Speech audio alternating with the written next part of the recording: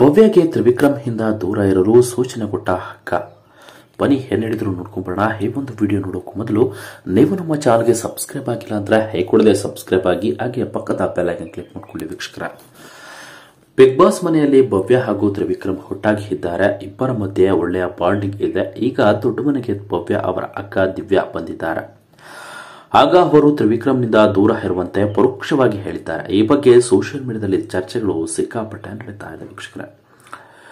Big boss ಮನೆಯಲ್ಲಿ family ಶುರುವಾಗಿದೆ. ಈ ವಾರದಲ್ಲಿ ಬಹಳ ಸ್ಪರ್ಧಿಗಳ ಕುಟುಂಬದವರು ದೊಡ್ಡ ಮನೆಗೆ ಬರ್ತಿದ್ದಾರೆ. ಹೇಗೆ ಬರುವ ಕುಟುಂಬದವರು ಸ್ಪರ್ಧಿಗಳಿಗೆ ಒಂದೊಂದು ಟಿಪ್ಸ್ ನೀಡುವ ಕೆಲಸ ಮಾಡ್ತಾ ಇದ್ದಾರೆ. ಹೊರಗೆ ಸ್ಪರ್ಧಿಗಳ ಬಗ್ಗೆ ಅಭಿಪ್ರಾಯ ಯಾವ ರೀತಿಯಲ್ಲಿ ಆಡಬೇಕು ಎಂಬುದನ್ನು ಪರೋಕ್ಷವಾಗಿ ಹೇಳುತ್ತಿದ್ದಾರೆ. ದೊಡ್ಡ ಮನೆಗೆ ಭವ್ಯ ಅವರ ಅಕ್ಕ ದಿವ್ಯಾ ಬಂದಿದ್ದಾರೆ. ಆಗ ಅವರು ತ್ರಿವಿಕ್ರಮ್ನಿಂದ ದೂರ ಇರುವಂತೆ ಪರೋಕ್ಷವಾಗಿ ಹೇಳಿದ್ದಾರೆ. ಭವ್ಯ ಅವರಿಗೆ ಕನ್ಫೆಷನ್ ರೂಮ್ಗೆ ಬರುವಂತೆ ಬಿಗ್ ಬಾಸ್ ಹೇಳಿದ್ದಾರೆ. ದಿವ್ಯಾ ಅವರು ಕನ್ಫೆಷನ್ ರೂಮ್ನಲ್ಲೇ ಇದ್ರು. ಅವರು ವೈದ್ಯರ ಡ್ರೆಸ್ನಲ್ಲೇ ಇದ್ರು. ಮುಖಕ್ಕೆ ಮಾಸ್ಕ್ ಹಾಕಿದ್ರು. ಭವ್ಯ ಹೋಗಿ ಕುಳಿತ ಬಳಿಕ ಹೇಗಿದ್ದೀರಿ ಎಂದು ಕೇಳಿದ್ರು ಭವ್ಯ ಒಮ್ಮೆ ಗೊಂದಲಕ್ಕೆ ಒಳಗಾದ್ರು.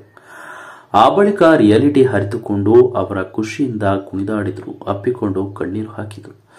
ದಿವ್ಯಾ ಮನೆಯಲ್ಲಿ ಸ್ವಲ್ಪ ಸಮಯ ಕಳೆದ ಬಳಿಕ ಭವ್ಯ ಅವರು ನಾನು ಏನು ಚೇಂಜಸ್ ಮಾಡಿಕೊಳ್ಳಬೇಕು ಎಂದು ಕೇಳಿದ್ರು.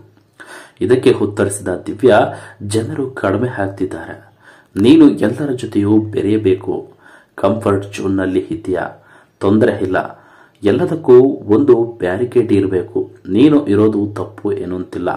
ವೈಯಕ್ತಿಕವಾಗಿ ಹೇಗೆ ಆಟ ಆಡಬೇಕು ಎಂಬುದನ್ನು ಯೋಚನೆ ಮಾಡು. ಗೇಮ್ ಕಡೆ ಫೋಕಸ್ ಮಾಡು. ಸಜೆಷನ್ ಕೇಳಬಾರದು. ನೀನೇ ನಿರ್ಧಾರ ತೆಗೆದುಕೊಳ್ಳಬೇಕು. ನೀನು ನಿರ್ಧಾರ ತೆಗೆದುಕೊಳ್ಳಲು ಅಪ್ರಬುದ್ಧ ಎಂದು ಕಾಣಿಸಬಾರದು ಎಂದರು ದಿವ್ಯಾ. ಇದನ್ನು ಅನೇಕರು ಬೇರೆ ರೀತಿಯಲ್ಲಿ ಬಣ್ಣಿಸುತ್ತಿದ್ದಾರೆ. ತ್ರಿವಿಕ್ರಮ್ನಿಂದ ದೂರ ಇರು ಎಂದು ಭವ್ಯಗೆ ಅವರು ಅಕ್ಕ ಸೂಚನೆ ಕೊಟ್ಟಿದ್ದಾರೆ ಎಂದು ಕೆಲವರು ಅಭಿಪ್ರಾಯಪಟ್ಟಿದ್ದಾರೆ. ಈ ಬಗ್ಗೆ ಸೋಷಿಯಲ್ ಮೀಡಿಯಾದಲ್ಲಿ ಸಿಕ್ಕಾಪಟ್ಟೆ ಚರ್ಚೆಗಳು ನಡೀತಾ ಇದೆ.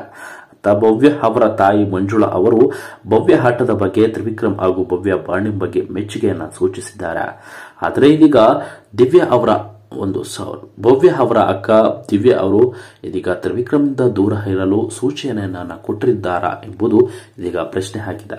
ಇದರ ಬಗ್ಗೆ ಕ್ಲಾರಿಟಿಯನ್ನ ನೋಡೋಣ ವೀಕ್ಷಕರೇ. ಏನೇ ಆಯ್ತು ಅಂತ ನೋಡ್ಕೊಂಬರೋಣ. ಮುಂದಿನ ಒಂದು ವಿಡಿಯೋದಲ್ಲಿ ತಿಳಿಸ್ಕೊಡ್ತೀನಿ.